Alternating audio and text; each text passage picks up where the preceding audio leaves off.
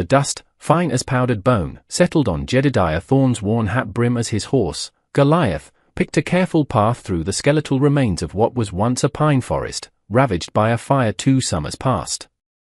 A silence, heavy and unnatural, pressed in on him, broken only by the creak of saddle leather and the sigh of a wind that carried no relief, only the scent of distant rain and something else, something acrid and wrong. His eyes, the color of a stormy sky, scanned the barren landscape, seeking nothing in particular, yet always wary. Grief had been his companion for 5 long years, a shadow that clung tighter than his own. He'd thought the desolate quiet of this high country might offer some solace, but peace was a currency he no longer seemed to possess. Then he saw it. Against the bleached white trunk of a lone, surviving aspen, a splash of dark color that didn't belong. Goliath snorted, ears pricked, sensing the wrongness before Jedediah's mind fully registered the horror. He urged the gelding closer, his heart a cold stone in his chest. A small figure, impossibly small, dangled from a stout lower branch, a crude rope cinched tight. Below the limp form, nailed to the tree with brutal efficiency, was a freshly planed piece of wood, letters daubed in what looked like tar, "No mercy from the white man's rope." The word struck Jedediah with the force of a physical blow, each letter a brand seared into his vision. He was off Goliath in an instant, his movements economical, honed by a past he rarely spoke of. His gaze, sharp and assessing, took in the slight frame, the dark hair fanned out against the pale bark. A girl, Chinese by her features, no older than his own Sarah would have been. A strangled sound, something between a curse and a prayer, tore from his throat. His hand, calloused and scarred, went to the hunting knife at his belt. There was no hesitation, only a grim purpose that settled over his weathered face like a death mask. He cut the rope with a single, decisive slash, catching the fragile weight as it fell. She was light, terrifyingly so. He laid her gently on the parched earth, his fingers searching for a pulse at her neck, expecting nothing. But then, a flicker, faint as a moth's wing, beneath his touch. Alive! Barely.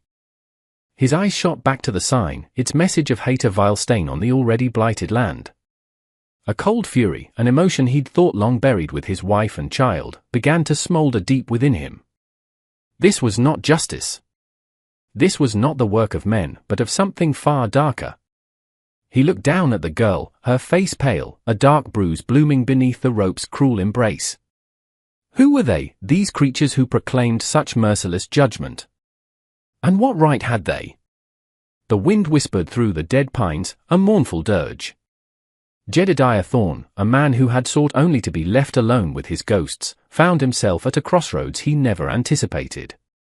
To turn away was to let the darkness win, to affirm the hateful message on that tree.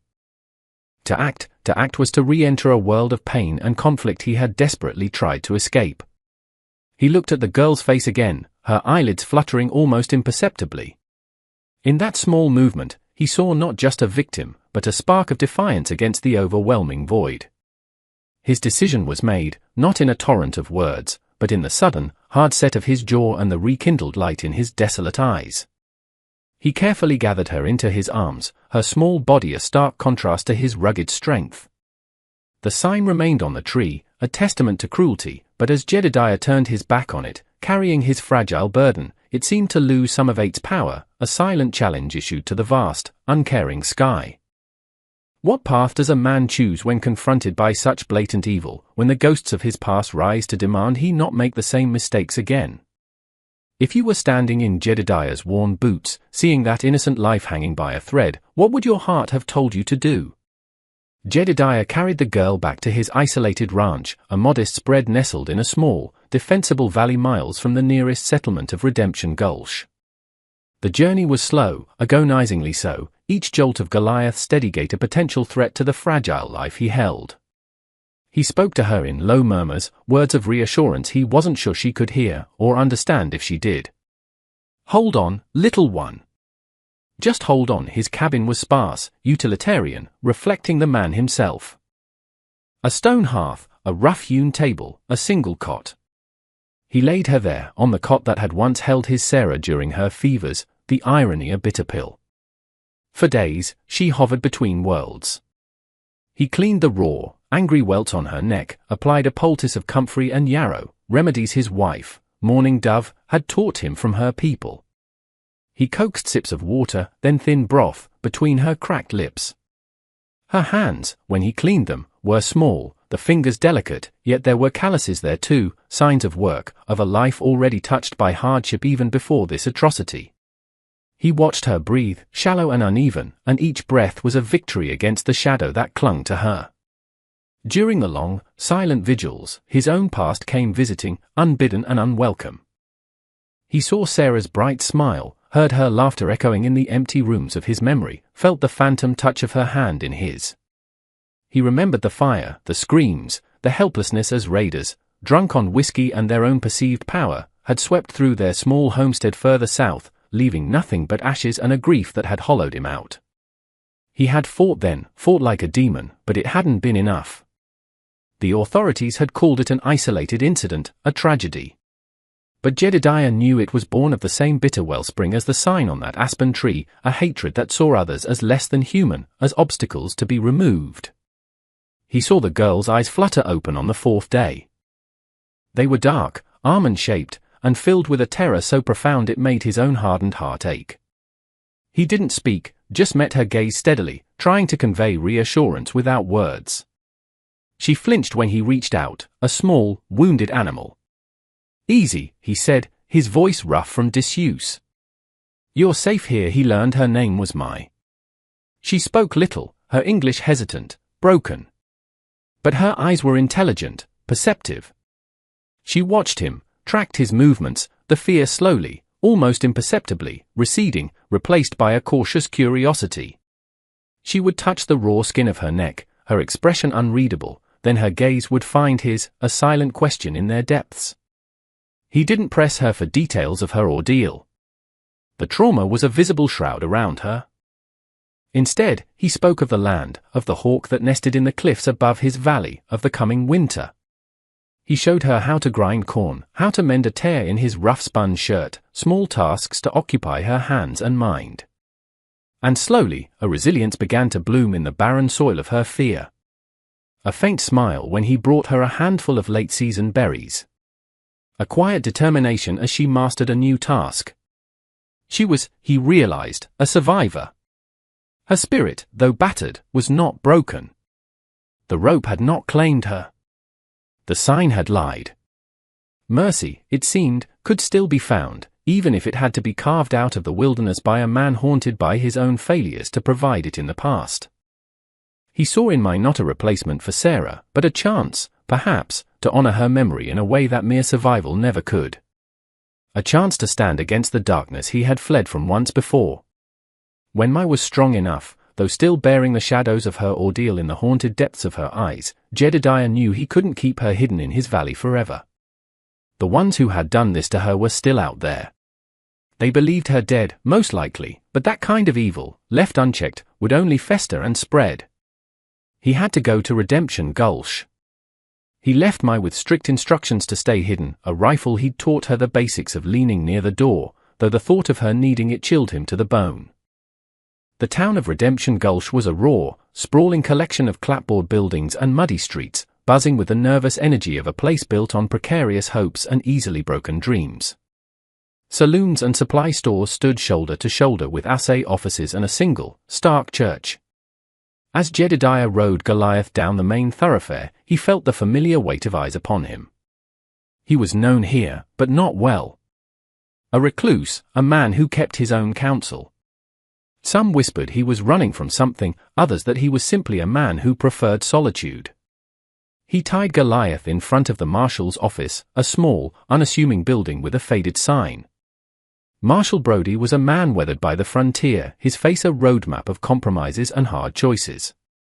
He listened to Jedediah's terse account, his expression growing grimmer with each word. Brody's eyes, though, held a flicker of something Jedediah hadn't expected, a weary anger, not just surprise. "A Chinese girl, you say?" Brody finally spoke, his voice low. "There's been trouble. Silas Blackwood, he runs the freight lines, brought in a crew of Chinese for the new railroad spur. Paying them next to nothing. Some locals ain't happy. Been talk? Jedediah's gaze sharpened. Talk, Marshal? Or a lynching? Brody ran a hand over his tired face. Blackwood's a big man in this town, Thorne. Owns a lot of people, one way or another. He claims some of his Chinese workers stole from him. Stirred up a hornet's nest. His eyes met Jedediah's. The sign? No mercy from the white man's rope. That's Blackwood's brand of poison. He likes to make examples. The air in the small office grew thick. Jedediah could see the struggle in the marshal's eyes, the desire for justice warring with the pragmatic need to keep a semblance of peace, even if it was a peace bought with fear and complicity. He needs to be stopped, Jedediah stated, his voice flat, devoid of emotion, yet carrying an undeniable weight. Brody looked out the dusty window at the town, at the people scurrying by, many of whom likely knew more than they let on. The cowardly crowd, silent in the face of tyranny. Stopping Blackwood ain't like swatting a fly, Thorne. He's got men. He's got influence. He paused. And what proof do you have, other than the girl's word, assuming she'll even speak of it? Jedediah's hand instinctively went to the hilt of the knife still at his belt, the one that had cut my down. His eyes were like chips of ice. I have the girl. She's alive. That's proof enough that his examples failed. He then recounted, briefly, his own past, the loss that drove him, not as a plea for sympathy, but as a statement of unwavering resolve. He wouldn't let it happen again. A new light flickered in Brody's eyes. Maybe it was Jedediah's quiet intensity, or the stark horror of the crime, or perhaps his own buried conscience finally stirring. If what you say is true, if Blackwood ordered this, then he's crossed a line even this town won't stomach once it's laid bare. But his voice lacked true conviction. The fear of Blackwood was a palpable thing. Jedediah knew then he might be on his own, or at least, he'd have to force the marshal's hand. He left the office, the weight of the town's silent complicity pressing down on him. He needed more than just the marshal. He needed to find the cracks in Blackwood's armor, the fear in his men. His quest for justice was also a search for his own redemption, a redemption that could only be found by facing down the darkness, not running from it. The name Silas Blackwood was now etched in his mind, a name synonymous with the evil that had tried to steal Mai's life. Silas Blackwood did not take kindly to whispers of his failures, nor to challenges to his authority. Word reached him, as it always did in a town laced with his informants and debtors, of Jedediah Thorne's inquiries, of the marshal's sudden interest in the Chinese problem. Blackwood, a man whose girth spoke of indulgence and whose small, piggish eyes missed nothing that affected his profits, saw Thorne not as a threat, but an annoyance to be swatted. He sent 3 of his men, burly, swaggering types who mistook brutality for strength, to Thorne's isolated ranch. They rode in brazenly, not expecting resistance from a lone recluse. They found Jedediah outside, mending a fence line, his movements calm, almost placid, as they approached. Mai was inside the cabin, her presence a secret he guarded fiercely. Thorne, the lead rider, a scar-faced man named Cletus, barked. Mr. Blackwood wants a word. Seems you been poking your nose where it don't belong. But Jedediah straightened slowly, his gaze sweeping over them, cold and appraising. His hands, empty, hung loosely at his sides. This is my land. My business. Cletus chuckled, a harsh, grating sound. Everything in this territory is Mr. Blackwood's business, one way or another. Especially when it concerns his property. His eyes flicked towards the cabin. Heard you found something that went missing. Jedediah's expression didn't change, but a stillness settled over him, the dangerous calm before a storm. The only thing I found was a child, half dead, left as carrion by cowards. The men bristled. Watch your mouth, old man, another one snarled, his hand inching towards his Colt. We ain't here to palaver. Blackwood wants the girl. Says she's a thief. She's under my protection, Jedediah stated, his voice low but carrying the clear ring of finality. It cut through the air like a well-honed blade. And she's not for sale, or for the taking. Cletus spurred his horse a step closer, towering over Jedediah. You got 2 choices, Thorne. Hand her over peaceful like, or we burn this place to the ground with you and her in it. Mr. Blackwood ain't a patient man. It was then that a small face appeared in the cabin window, eyes wide with fear, but also a flicker of something else, defiance, perhaps learned from the quiet man who had saved her. My. The sight of her seemed to confirm their suspicions and embolden them. Cletus grinned, a predatory flash of teeth. Well, well. Looks like the rumors were true. He dismounted, along with his companions. Last chance. Thorn Jedediah's eyes flicked to Mai, a silent reassurance, then back to the men. He saw the contempt in their faces, the casual cruelty. He saw the same arrogance he'd seen in the eyes of the men who had destroyed his past. The sleeping giant within him, dormant for so long, began to stir, a righteous fury coiling tight. There's a third choice, Jedediah said, his voice dropping to a near whisper, yet each word was clear and distinct. You leave. Now. And you tell Blackwood his reign of terror over the helpless ends today. The men laughed. Cletus drew his gun. Brave words, farmer, but as Cletus raised his weapon, Jedediah moved. He wasn't a farmer. Not just a farmer. The speed was startling, a blur of motion that belied his years. His hand darted inside his vest, emerging with an old Navy Colt, its barrel worn smooth. Before Cletus could comprehend, Jedediah's shot cracked the air, not aimed to kill, but to disarm. Cletus yelped as his gun spun from his grasp, his hand throbbing. The other two, stunned by the sudden violence, fumbled for their own weapons. Jedediah didn't hesitate. He was a whirlwind of controlled fury, moving with a deadly grace. He used his fists, the butt of his pistol, his entire being focused on neutralizing the threat. It was brutal, efficient, and swift. When the dust settled, the three men were groaning on the ground, disarmed and thoroughly beaten. Jedediah stood over them, chest heaving slightly, the Colt steady in his hand. His eyes, however, burned with a cold fire. Just then, two riders crested the ridge overlooking the valley. Marshal Brody, and, surprisingly, a small posse of townsmen, their faces grim, armed. Brody had made his choice. Perhaps Jedediah's earlier words had struck a deeper chord, or perhaps the blatant aggression of Blackwood's men, reported by a worried neighbor, had been the final straw. Looks like you handled the welcoming committee, Thorn, Brody said, a reluctant admiration in his voice. He looked at the bruised and battered men. These dogs will testify, or they'll swing for attempted murder alongside their master. The fight wasn't over, but the tide had turned. One man's stand had ignited a spark. The apprehension of Silas Blackwood was less a battle and more the inevitable collapse of a rotten edifice once its foundations were shaken. With his enforcers captured and their coerced testimony painting a damning picture of his orders to lynch Mai as a terrifying example to his other exploited laborers, Blackwood's bravado crumbled.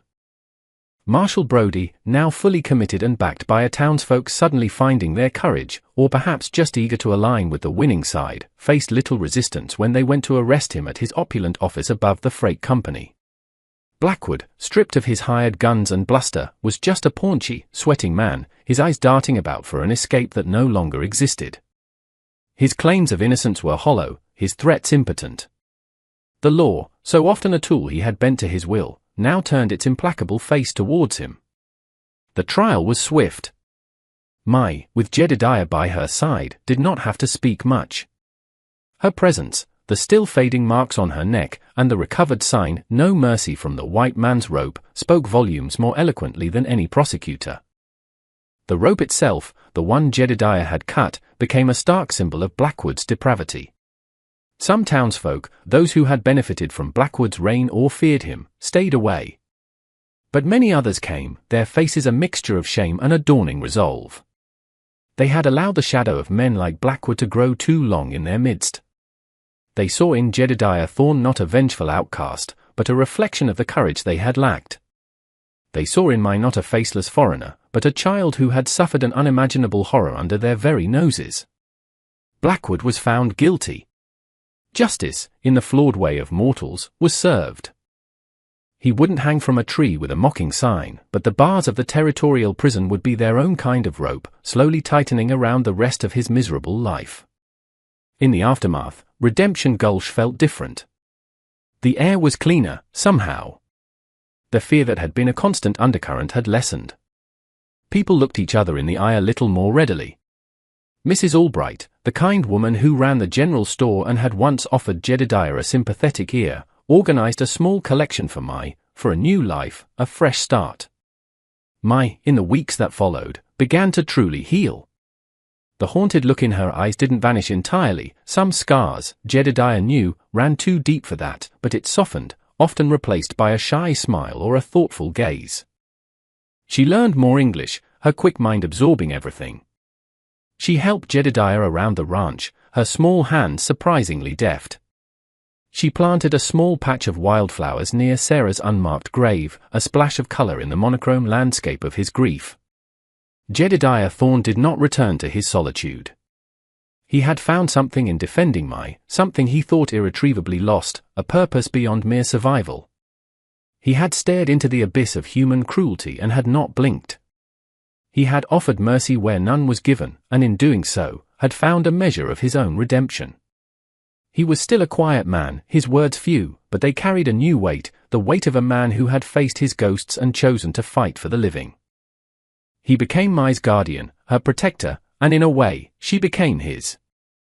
Her resilience, her quiet strength, was a daily reminder that even in the deepest darkness, hope could take root. The valley was still a harsh land, and the world beyond still held its measure of injustice. But for one man and one child, a fragile peace had been forged, a testament to the courage it takes to stand against the tide, to answer hatred with an unwavering defense of the innocent. What does it take for one person to break the cycle of fear and violence? Jedediah chose his path. What choices do we make when faced with the suffering of others? If this tale of courage found in forsaken places has stirred your spirit, there are more echoes in these canyons, more stories of the human heart battling the darkness. Follow this channel, lend your strength to the telling, and subscribe so that such deeds and such hope are never forgotten.